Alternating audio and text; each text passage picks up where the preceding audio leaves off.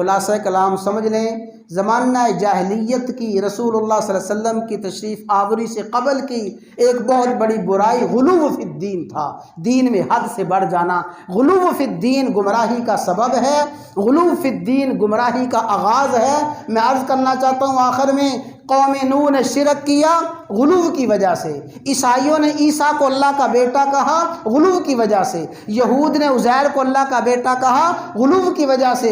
آج جو شخص جناب نبی کریم صلی اللہ علیہ وسلم کو خدائی اختیارات دیتے ہیں، آپ کو عالم الغیب، حاجت روا، مشکل کشا، مختار کل کہتے ہیں، یہ گمراہی غلو کی وجہ سے ہے۔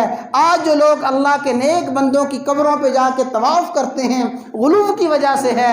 آج جو اللہ کے نیک بندوں کو حاجت روا، مشکل کشا کہا جاتا ہے، ان سے منتیں مانگی جاتی ہیں، اولاد مانگی جاتی ہے، یہ ساری کی ساری گمراہیوں کی بنیادی وجہ غلو فی الدین ہے۔ غلو فی الدین سے گمراہیاں آتی ہیں، غلو فی الدین سے شرک اور بدعات کا آغاز ہوتا ہے۔